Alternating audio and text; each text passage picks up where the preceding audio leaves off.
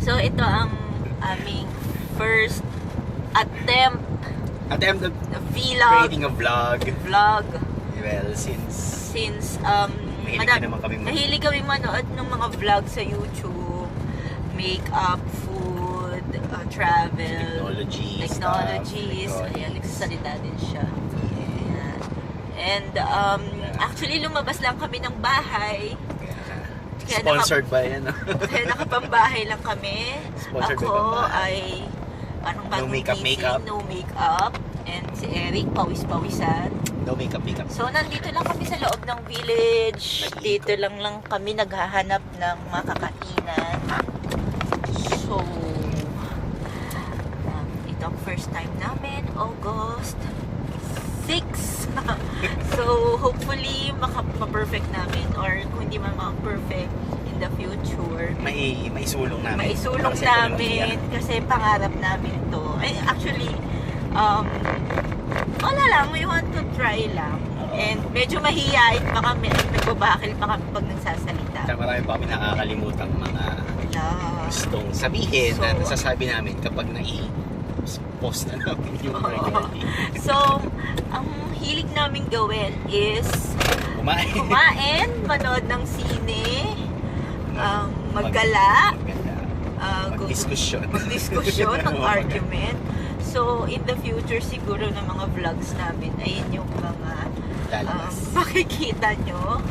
So, that's it. So, sana in the future maging matagumpay kami at ma-enjoy din ang maging entertained and informative naman to aming gagawin.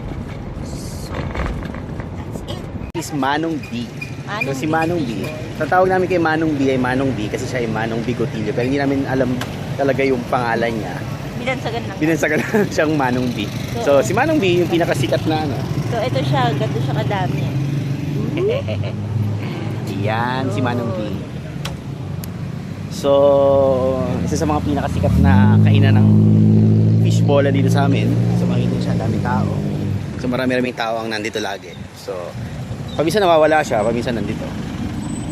Try natin. Ito na siya, ang world famous na Manong Bigotillos.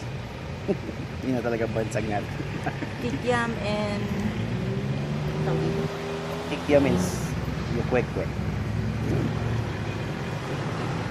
Really ko ba trip namin si Manong B? Number 1, malinis. So kita mo dun sa mga gamit niya, malinis yung pagkakagawa. Plus, pangalawa, yung determine ko kung okay yung isang fishbola, yung klase na lang, yung oil, yung cooking oil na ginagamit. Yung iba kasi, parang 4 na araw na ginamit, yun pa rin yung pinagpipili kami. Pero kay Manong B, iba-iba yung cooking oil na ginagamit niya. Depende doon sa kung anong niluluto.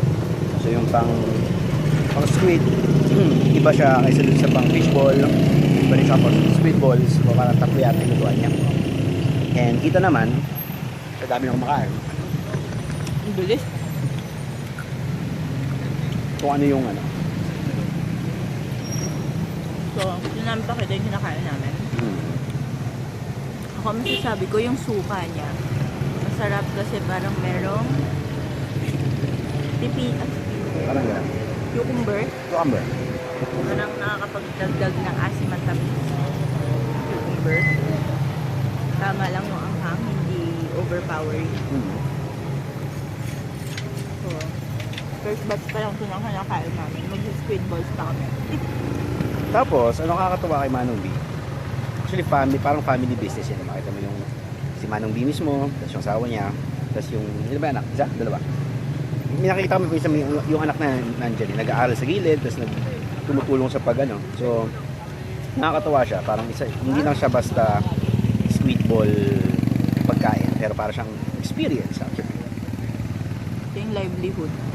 Nakakatuwa. Kaya if ever na nandito kayo, saan nga ba ito? Yung intersection Corner, Governor Licaras and BF Drive. So pag nasa BF Drive kayo, ito yung BF Drive, itong kahabaan na yan. And then hanapin yung village center, ito yung kanto.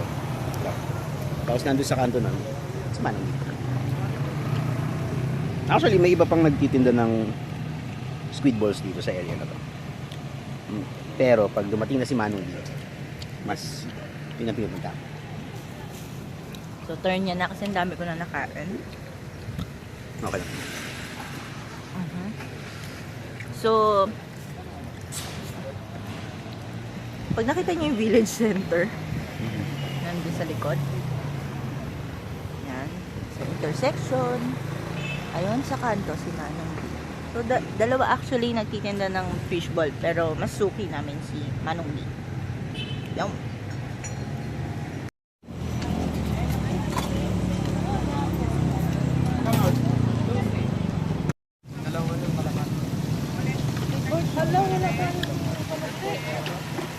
ano?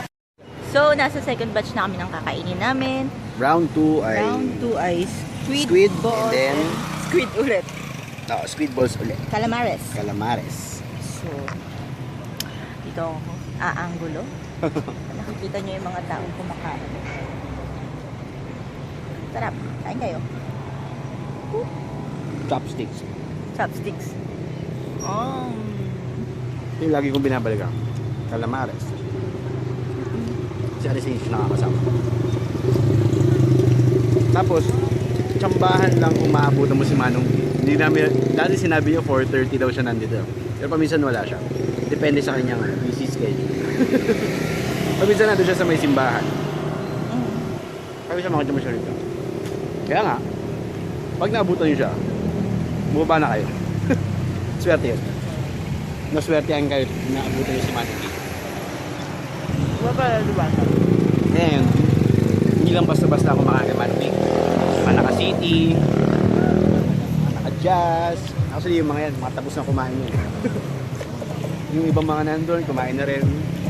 So, ano siya? Isa siya talagang place to be dito sa Las Piñas. At maswerte, may pa-music si Manong tricycle driver. So, happening place talaga. So, minsan pagkatapos namin, pagkagaling namin sa office at biglang wala kaming maisip na mamakainan. So, kami magluto.